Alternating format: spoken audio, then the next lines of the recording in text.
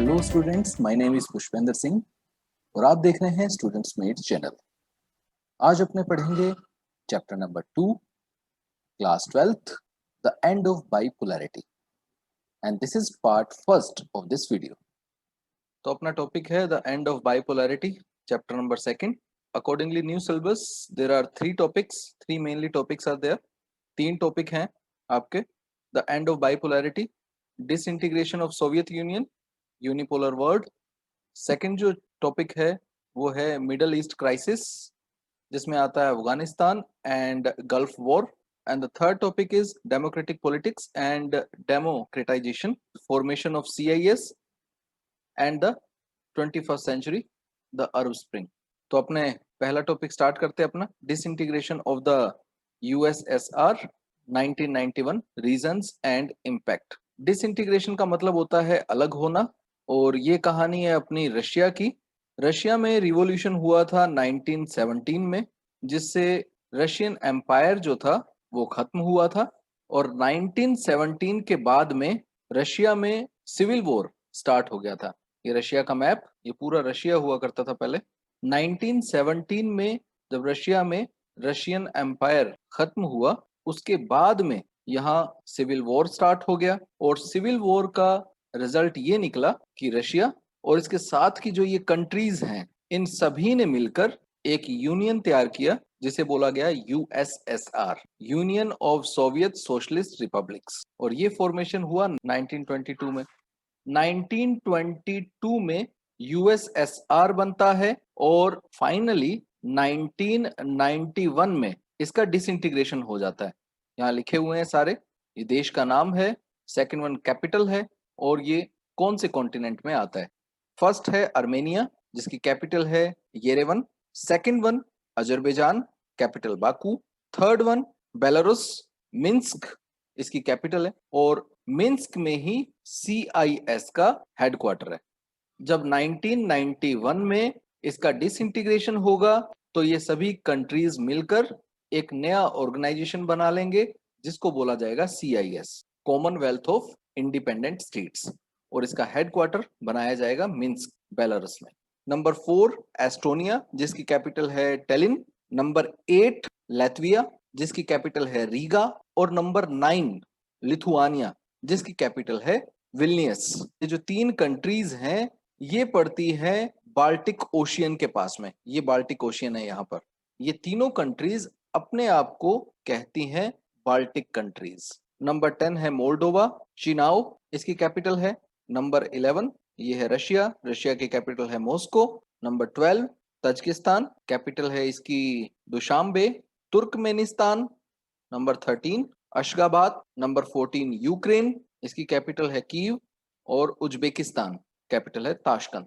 तो ये 15 रिपब्लिक मिलकर बना लेते हैं यूएसएसआर 1922 में। सभी कंट्रीज आपस में मिलकर काम करने लगे। लेकिन जैसे जैसे 1991 आया तो ये कंट्रीज अलग होने की बात करने लगे रशिया से, और इसका डायरेक्टली इम्पैक्ट जो पड़ा वो आया सामने निकलकर 1991 में, जब इसका डिसइंटीग्रेशन यानी यूएसएसआर का डिसइंटीग्रेशन हुआ। तो आइए अब देखते हैं डिसइंटीग्रेशन के क्या रीजन थे और क्या इसका इम्पैक्ट पड़ा। नेक्स्ट टॉपिक अपना आता है प्रॉब्लम्स विद यूएसएसआर। तो सबसे पहली प्रॉब्लम ये थी bureaucratic and authoritarian system. Bureaucratic system था और ऑथोरिटेरियन सिस्टम था। मतलब ये कि सभी जगह जो रशिया की बात सबसे ज्यादा सुनी जाती थी, रशिया का डोमिनेंस वहां चला करता था, और ये 14 जो रिपब्लिक थे इनकी बातें, इनके इंटरेस्ट जो थे उनको नेग्लेक्ट कर दिया जाता था। लैक ऑफ डेमोक्रेसी, डेमोक्रेसी नहीं थी। Lack of freedom of speech, किसी को बोलने का इतना अधिकार नहीं था। वन पार्टी सिस्टम था, कम्युनिस्ट थी।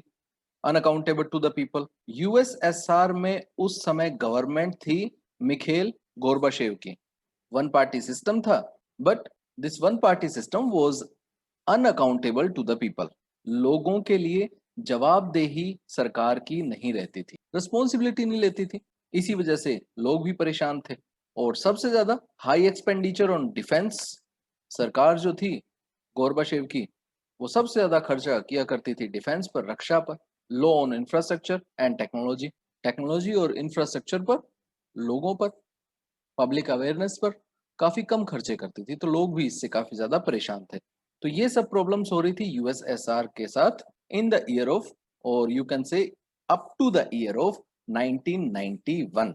अब देखते हैं what were the major events that occurred at the time of disintegration of the USSR। क्या कुछ मेजर इवेंट हुए? मेजर इवेंट में सबसे पहले आता है crisis in the socialist bloc. ये जो सोशलिस्ट ब्लॉक था, सोशलिस्ट कंट्री थी, इसमें काफी ज्यादा क्राइसिस हुआ। People in many eastern countries started protest against their own governments and USSR.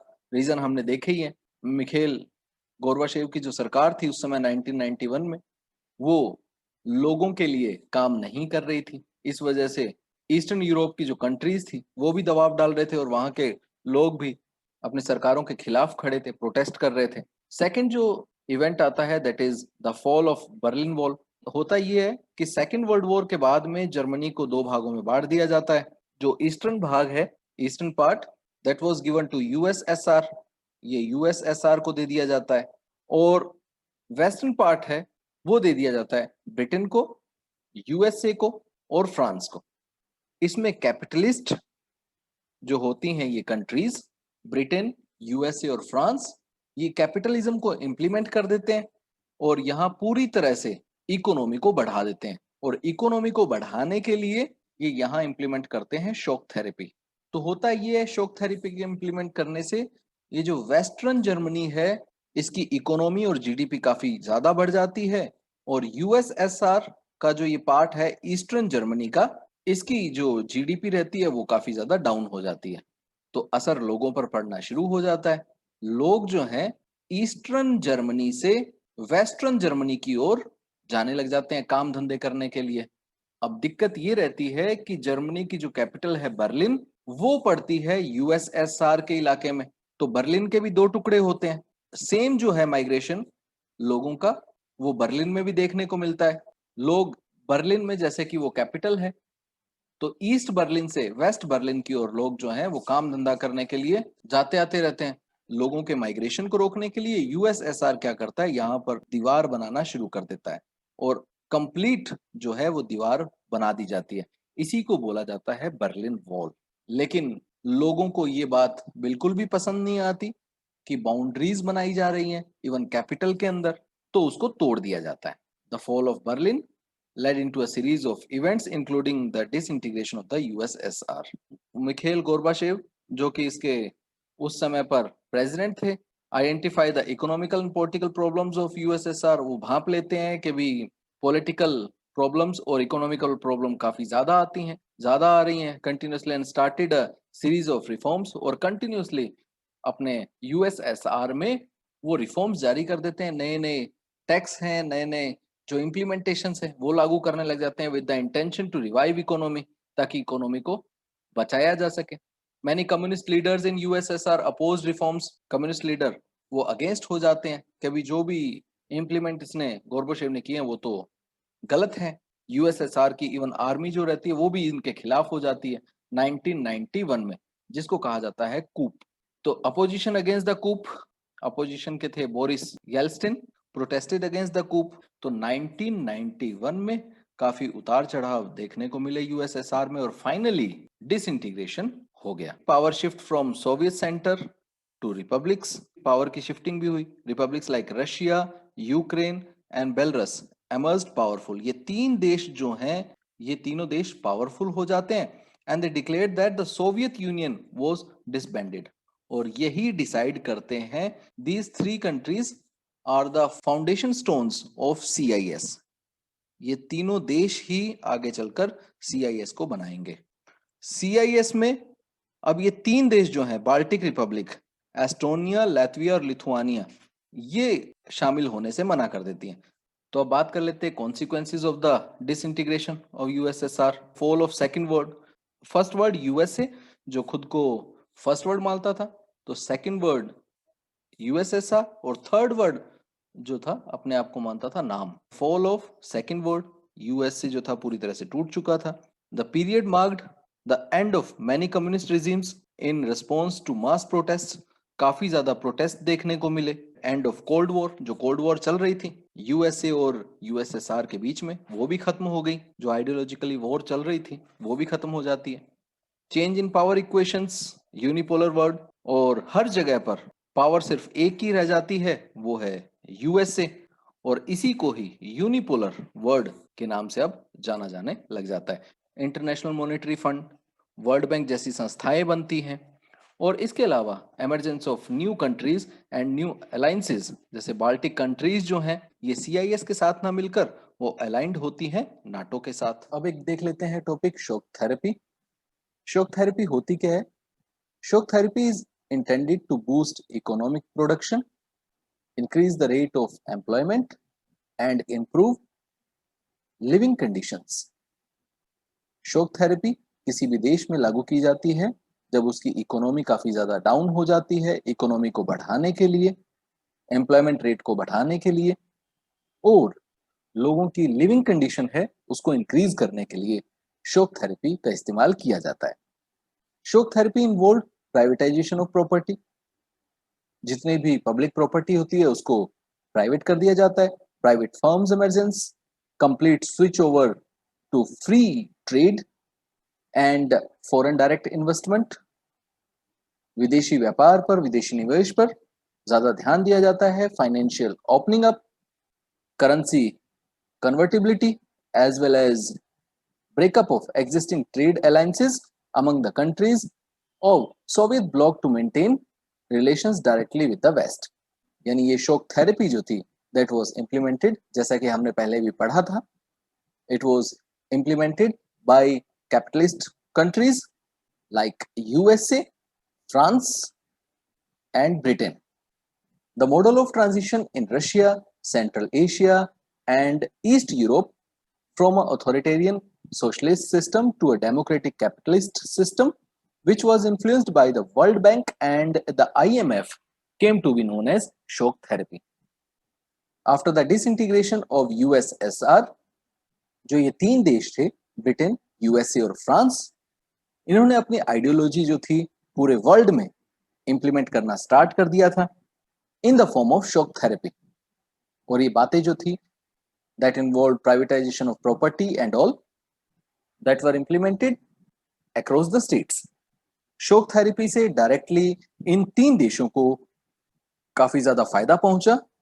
A part of it, जो यूएसएसआर जिसका कि डिसइंटीग्रेशन हो चुका था, अब वो बन चुका था सीआईएस, और इवन सीआईएस में भी कई ऐसे देश थे जो शॉक थेरेपी पर ही चल रहे थे, लेकिन इसका बैड इफेक्ट पड़ता है रशिया पर।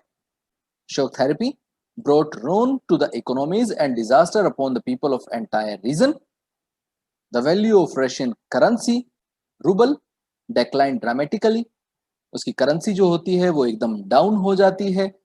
People lost their savings due to high rate of inflation। The government withdrew subsidies, which pushed large sections of the people into poverty। The middle classes were pushed into the periphery of society। ये सब बातें जो थी directly implement हो जाती हैं Russia में। The construction of democratic institutions was not given the same attention and priority as the demands of economic transformation। तो रशिया जैसे कंट्रीज भी धीरे धीरे शॉक थेरेपी को अपने देशों में इंप्लीमेंट करने की कोशिश करते हैं। आइडिया बुरा नहीं था, लेकिन इसका बैड इफेक्ट भी देखने को मिलता है। Most of these economies, especially Russia, started reviving in 2000, 10 years after the independence। The reason for this revival was the export of natural resources like oil, natural gas and minerals। और धीरे धीरे 2000 तक Russia दोबारा अपनी economy को revive कर लेता है, नेचुरल गैस, ऑयल, मिनरल्स को एक्सपोर्ट करके दूसरे देशों में। तो इस पार्ट में इतना ही। अगले पार्ट में हम जानेंगे सीआईएस के बारे में। अगले पार्ट का नोटिफिकेशन के लिए जल्दी से आप कर लीजिए सब्सक्राइब, और हाँ, वीडियो पसंद आए तो लाइक करना ना भूलें। खुश रहें, आबाद रहें, मुस्कुराते रहें और देखते रहें students mate channel. Thank you very much.